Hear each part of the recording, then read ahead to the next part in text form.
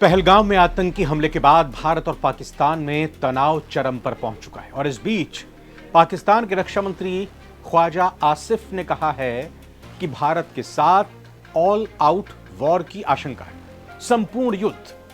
ख्वाजा आसिफ का कहना है कि भारत की तरफ से की जाने वाली किसी भी पहल पर हम अपनी प्रतिक्रिया को नापेंगे, तौलेंगे और नाप तौल कर फिर उसका जवाब देंगे। इतना ही नहीं, पाक रक्षा मंत्री ने कहा है कि पाकिस्तान की सेना किसी भी स्थिति के लिए तैयार है। यानी पाकिस्तान भी यह जान गया है कि उसके पापों का घड़ा अब भर चुका है और भारत के आक्रोश का उसे सामना करना ही पड़ेगा। लेकिन इन्हीं सब के बीच अमेरिका से खुफिया रिपोर्ट सामने आई है कि भारत पाक के बीच की जंग परमाणु युद्ध की तरफ भी बढ़ सकती है। अब हर किसी के दिलो दिमाग में एक ही सवाल है और वो ये कि भारत में पाकिस्तान पर हमला किया तो किसका साथ देगी ये दुनिया, किसके साथ खड़ी होंगी विश्व की महाशक्तियां अमेरिका, रूस और चीन, साथ ही मुस्लिम देश क्या पाकिस्तान का साथ देंगे। नमस्कार, बहुत बहुत स्वागत है आप सभी का। सारी दुनिया आप देख रहे हैं नवभारत टाइम्स पर। मैं रविंद्र सिंह आपके साथ।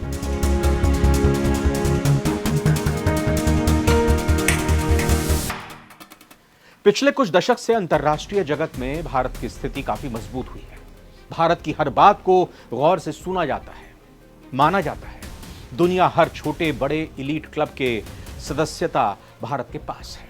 वहीं पाकिस्तान की हालत दिन प्रतिदिन खराब होती जा रही है।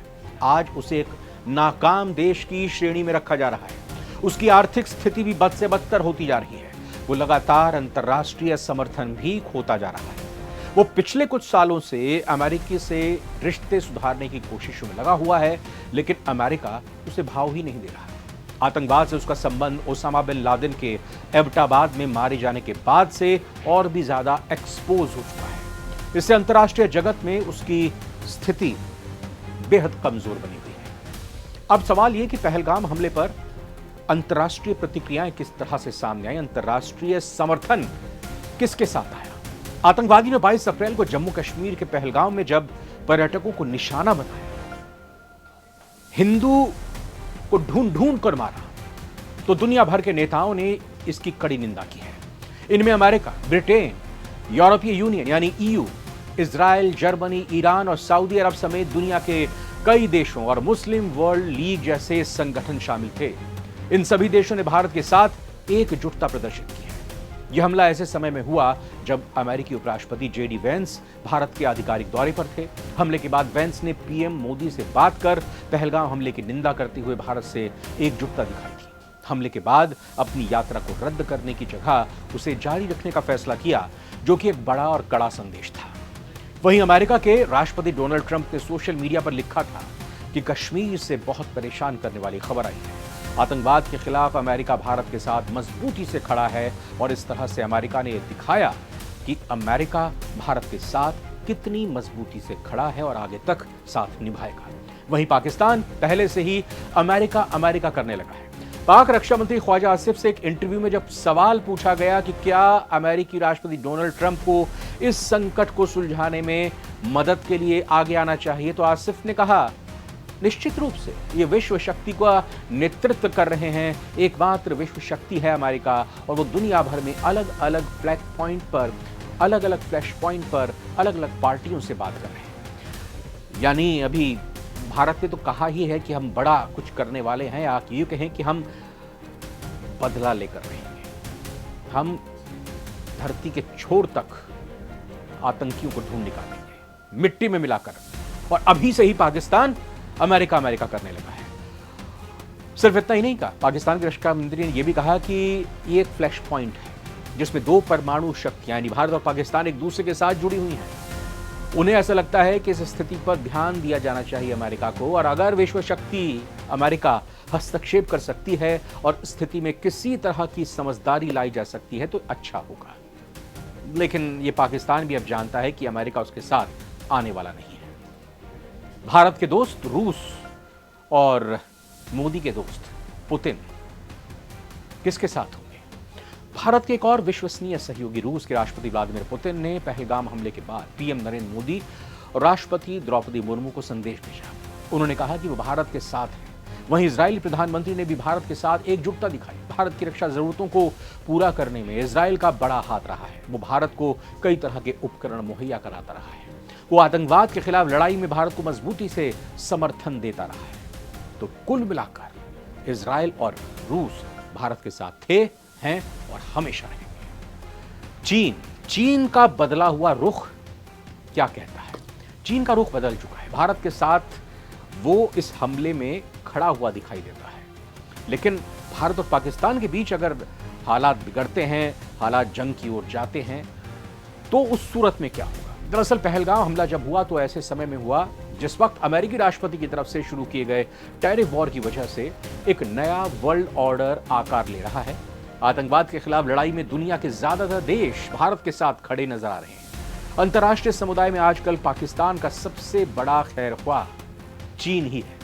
वो हर समय उसके साथ खड़ा नजर आता है। लेकिन पहलगाम हमले के बाद चीन की जो प्रतिक्रिया सामने आई वो काफी उत्साहजनक भारत के लिहाज से नहीं।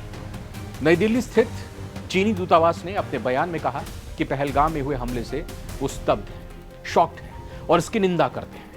पीड़ितों के प्रति गहरी संवेदना और घायल और शोक संतप्त परिवारों के प्रति हार्दिक सहानुभूति भी उन्होंने प्रकट की। सभी प्रकार के आतंकवाद का विरोध करना चाहिए, चीन की तरफ से बयान आया है। चीन की इस प्रतिक्रिया के पीछे उसके बदलते ग्लोबल ऑर्डर का भी हाथ कहा जा सकता है, जो ट्रंप के टैरिफ वॉर के बाद शेप ले रहा है। इस टैरिफ वॉर से परेशान भारत और चीन आर्थिक सहयोग के नए रास्ते तलाश रहे हैं। यहां यह समझ लेना भी बेहद जरूरी हो जाता है कि सीमा पर तनाव और 2020 में गलवान घाटी जैसी घटना होने के बाद भी भारत चीन ने व्यापार को ठप नहीं किया, व्यापार बिजनेस जारी रखा। चीन का हित पाकिस्तान से ज्यादा भारत के साथ है, क्योंकि भारत जितना बड़ा बाजार है, मार्केट जितनी बड़ी है, पाकिस्तान में वो पोटेंशियल नहीं है। ऐसे में युद्ध की स्थिति में चीन कोई फैसला लेने से पहले इस बात को ध्यान में जरूर रखेगा। ऐसा उसने पास्ट में भी किया है, अतीत में भी ऐसा उसने किया है। भारत पाकिस्तान के बीच जितने भी युद्ध हुए हैं उसमें चीन ने भारत और पाकिस्तान के युद्ध से दूरी ही बनाकर रखी है और आगे भी ऐसा होगा, ये माना जा सकता है। अब अरब जगत में भारत की स्थिति कैसी है? दरअसल नरेंद्र मोदी सरकार में भारत ने अरब वर्ल्ड में अपनी दमदार मौजूदगी दर्ज कराई है। सऊदी अरब हो, यूएई हो, ईरान, कतर, तमाम ऐसे देशों के साथ भारत के रिश्ते प्रगाढ़ हुए, मजबूत हुए। जिस दिन पहलगाम हमला हुआ उस दिन प्रधानमंत्री नरेंद्र मोदी सऊदी अरब में ही थे। उन्हें हमले की सूचना वहीं दी गई। हमले की जानकारी मिलने के बाद सऊदी अरब के क्राउन प्रिंस मोहम्मद बिन सलमान ने हमले की निंदा की। उन्होंने भारत को मदद का आश्वासन भी दिया था। पहलगाम हमले की निंदा करने वालों में मुस्लिम वर्ल्ड लीग भी शामिल है। पहलगाम हमले पर अरब और मुस्लिम जगत से आई प्रतिक्रिया से पता चलता है कि यहां पर भी पाकिस्तान को निराशा ही हाथ लगेगी।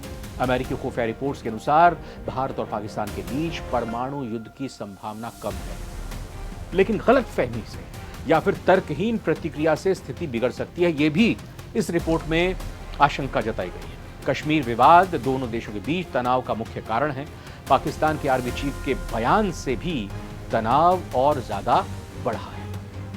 तो कुल मिलाकर अगर देखा जाए तो जम्मू कश्मीर के पहलगाम में हुए आतंकी हमले के बाद देश में पाकिस्तान के खिलाफ गुस्सा, आक्रोश बढ़ता जा रहा है। बदले की भावना है। भारत सरकार ने अपनी प्रतिक्रिया में कई कदम उठाए हैं। इसके साथ ही अब इस बात की संभावना भी बढ़ती जा रही है कि भारत पाकिस्तान के खिलाफ सैन्य विकल्प को भी अपना सकता है क्या?